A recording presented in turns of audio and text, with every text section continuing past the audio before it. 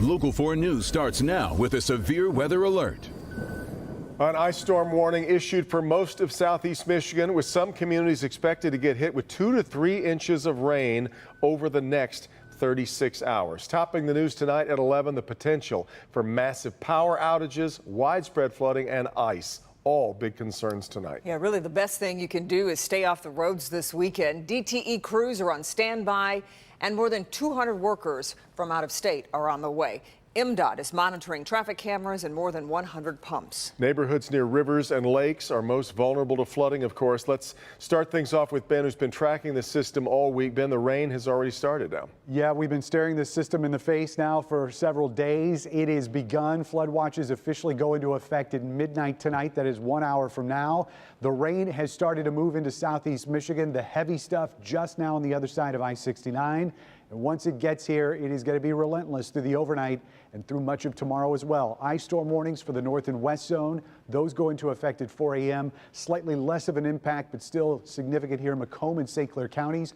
32 degrees starts moving into the north zone 10 a.m. That's when we'll see the freezing rain. It gets down as far south as M59 at noon, and then down to the 696 corridor at 2 p.m. This is where we expect the biggest, most significant impacts from that ice laying on those power lines and trees. Then you talk about the east side. Lakeshore flood advisories for Wayne and Macomb County, Sanilac, St. Clair under flood warnings as those strong winds push that water onshore. One of the same problems we've been dealing with all summer and fall. Now we've got to add to that the ice and the rain as well. So flooding, ice, wind, those are the three things we're watching. Major river flooding. 3 rivers will be at major flooding. One of them may be setting records. Of course, the widespread power outages that we talked about and the wind just making both of those impacts even worse. Our local forecasters app has everything you need to survive the storm. It's got interactive radar, severe weather alerts, and a lot more.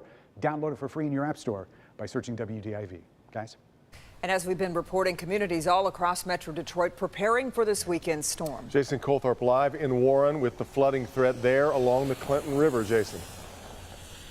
And guys, we're actually along Bear Creek, a tributary of the Clinton River, but a lot of areas like this around Macomb County, around Oakland, that people can relate to. And if you look behind me, if I was to kind of jump off this ledge, it'd be about 15 feet down, and the water level seems safe right now. But when you listen, you can hear a lot of drains picking up steam with the water that's coming into this creek. And this is an area of 13 and Van Dyke that has had flooding problems in years past. And you know people are going to be watching things like this because this is a familiar scene through a lot of backyards, through a lot of homes, a lot of neighborhoods, and people are going to be watching this, hoping this doesn't end up in their backyard, in their basement. Precautions are underway in several communities tonight. With memories of past flooding disasters still fresh in people's minds, many local governments are trying to get out in front of this storm. All hands on deck. In Warren, Mayor Jim Fouts is sparing no expense in the event of flooding, ice, power outages, or whatever comes his way. Both the DPW and Warren Waste Treatment Plant are on 24-hour call. I told them, don't worry about overtime. My controller is always saying we got to worry about overtime. I said, no, we got to worry about flooded basements, so the heck with overtime. Hamburg Township is warning people there this storm could be as bad as the historic floods of 2004.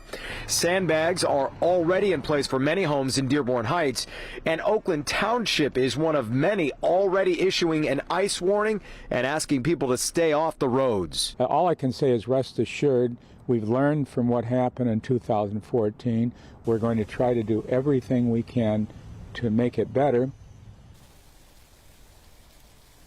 And what you're seeing there is what a lot of people are worrying about, just the momentum that's gaining tonight of runoff, of water levels, and this creek is growing. We can feel the rain increasing since we've been out here tonight, and as Ben says, it's only going to get worse. And with those dropping temperatures, a lot of people worrying about just once we have all of this water and then it freezes, what happens when it thaws? Another worry, that people are considering. Guys, back to you. We are stacking up worries like cordwood tonight. Exactly right. All right, Jason. We will have updates on the storm throughout the night on clickondetroit.com and on Local 4 News today, Saturday, beginning at 6 a.m. And another update from Ben coming up here in just a few minutes. Now, let's get to breaking news just in from Iran tonight. Iranian state television is reporting the country did unintentionally shoot down that Ukrainian jetliner killing all 176 people on board, many of them Canadians. The network is citing a military statement which is blaming human error. Of course, prior to tonight, Iran has denied all claims that it was responsible for bringing down the plane, despite U.S. and Canadian intelligence showing otherwise. Should we get a statement from the White House or from Ottawa tonight, we'll bring it to you during this newscast and on clickondetroit.com. City of Detroit will be out this weekend fencing and barricading off a piece of property suspected of containing hazardous green ooze. Consumer investigator Hank Winchester joins us with how this relates to the same ooze found pouring onto I-696. The city knew the name Gary Sayers. They knew he owned this mess of a building here on the west side of Detroit. But investigators making their way inside today were surprised by what they discovered.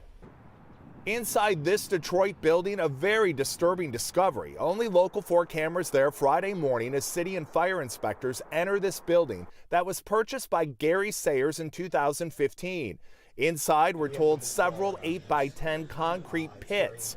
In those pits, it appears a substance that on visual inspection looks very similar to the toxic green ooze found seeping onto 696 in Madison Heights. It's similar. We don't know. We're going to leave that up to Eagle to determine exactly what it is, and we're going to work hand in hand with them to address this matter. Eagle and the EPA now on high alert. Eagle states that they are going to mobilize this site immediately. We are in the process of posting signs that are condemning the building, and we expect to have the building boarded up this weekend to ensure that no one else enters the building and is exposed to what might be a hazardous condition. Testing will be done to determine exactly what may have been dumped inside this building as this investigation moves forward. The next step for the city of Detroit, well, it's securing this building, keeping everybody out as testing gets underway to see if there is in fact a connection between what they found here and what was already discovered in Madison Heights. We're here in Detroit. Hank Winchester, help me, Hank. A 23-year-old woman wanted for assaulting a DDOT bus driver has turned herself into police. That comes just 24 hours after police released this video of the attack. This attack caused the driver to lose control and crash the bus. It was one of at least 5 attacks on DDOT bus drivers in December. Fortunately, the driver in this case was not seriously hurt. A group of Detroit firefighters is going to be disciplined for posing for that picture in front of a burning home last month.